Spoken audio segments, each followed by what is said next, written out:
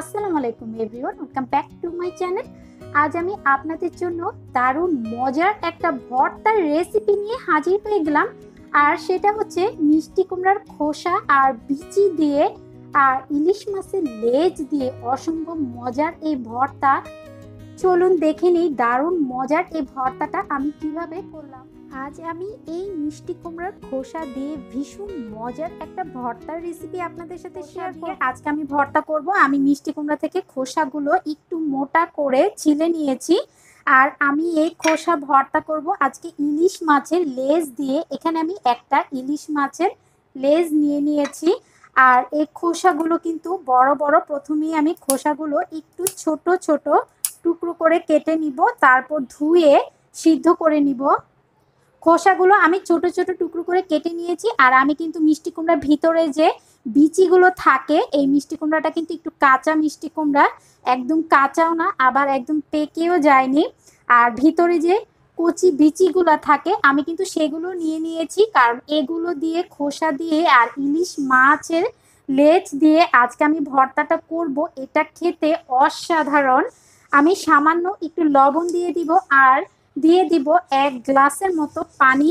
আর পানিটা একটু বুঝে দিতে হবে, কারণ আমি এই পানিতেই সিদ্ধ করে নিব। আর এই পানিটা কিন্তু পুরো শুকিয়ে নিব, পানিটা কিন্তু ফেলে দিব না, তাহলে এই পুষ্টিগুণটা কিন্তু সব চলে যাবে পানির সাথেই।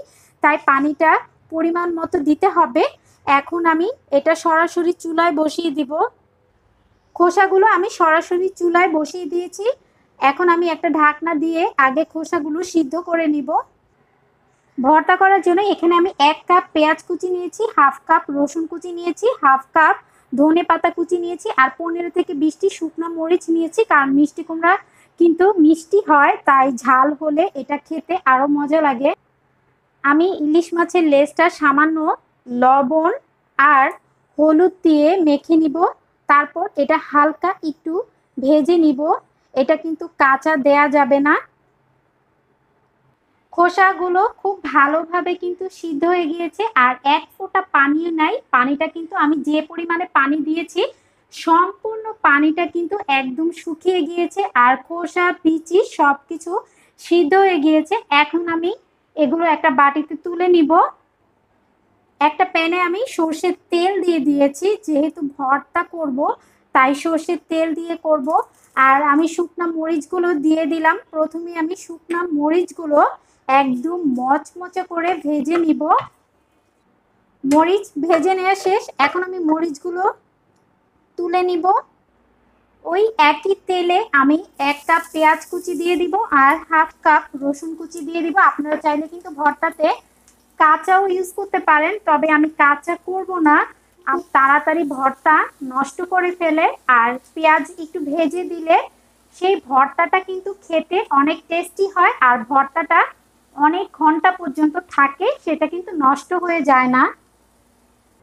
পেঁয়াজ ভাজা শেষ। এখন আমি এই পেঁয়াজের মধ্যেই আগে থেকে যে সামান্য লবণ দিয়ে সিদ্ধ করে রেখেছিলাম সেই খোসাগুলো, আমি মিষ্টি কুমড়ার খোসাগুলো দিয়ে দিব।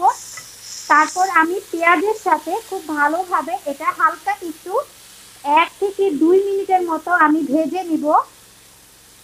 ভাজা শেষ। এখন আমি খোসাগুলো তুলে নিব। এখন আমি ইলিশ মাছের লেজটা ভেজে নিব। আমি আবার একটু সামান্য তেল দিয়ে দিয়েছি, তারপর মাছটা দিয়েছি। তারপর মাছটা আমি ভেজে নিব। একদম কড়া করে ভাজবো না, নর্মাল যেরকম আমরা মাছ ভাজি সেরকম ভেজে নিব।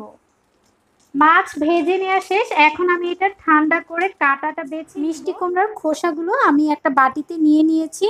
আর এখানে আমি ধনে পাতা শুকনা মরিচও নিয়েছি, আর যে ইলিশ মাছের লেজটা আমি নিয়েছিলাম সেটা আমি কাটা বেছে নিয়েছি। এখন প্রথমে আমি একটা ব্লেন্ডারে জার নিয়ে নিব। আপনারা চাইলে কিন্তু বেটে নিতে পারেন, আমি ব্লেন্ডারে করব ভর্তাটা। প্রথমে আমি ভেজে রাখা শুকনো মরিচগুলো গুঁড়ো করে নিব, তাতে আমি সামান্য একটু লবণ দিয়ে দিব। তারপর আমি মরিচগুলো খুব ভালোভাবে গুঁড়ো করে নিব। মরিচগুলো আমি খুব ভালোভাবে গুঁড়ো করে নিয়েছি। এখন আমি খোসাগুলো দিয়ে দিব। মরিচ আগে গুঁড়ো করে নিয়েছি, তারপর আমি সিদ্ধ করে রাখা খোসাগুলো এখন আমি ব্লেন্ড করে নিব। আমি যদি মরিচগুলো খোসার সাথে ব্লেন্ড করতাম তাহলে কিন্তু মরিচগুলো খুব ভালোভাবে মিহি হতো না, তাই আগেই মরিচটা গুঁড়ো করে নিতে হবে। তারপর আমি ভর্তাটা করব। খোসাটা আমি ব্লেন্ড করে নিয়েছি। এখন আমি কাটা বেছে রাখা সেই মাছের লেজ দিয়ে দিব, আর দিয়ে দিব আমি ধনেপাতা কুচি। তারপর আবার একটু ব্লেন্ড করে নিব। আমার ভর্তা কিন্তু একদম রেডি। আমি কিন্তু একদম মিহি পেস্ট করে নেইনি, আপনারা দেখতেই পাচ্ছেন।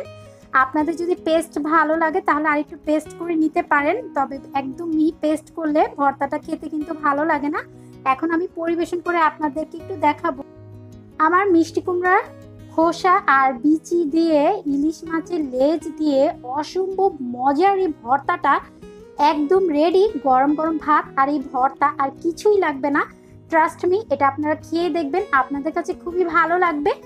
আর ভালো লেগে থাকলে প্লিজ আমার চ্যানেলটি সাবস্ক্রাইব করতে ভুলবেন না, আপনাদের ফ্রেন্ডস এবং ফ্যামিলির সাথে শেয়ার করবেন। আজ এখানেই বিদায় নিচ্ছি। সবাই ভালো এবং সুস্থ থাকবেন। আল্লাহ হাফেজ।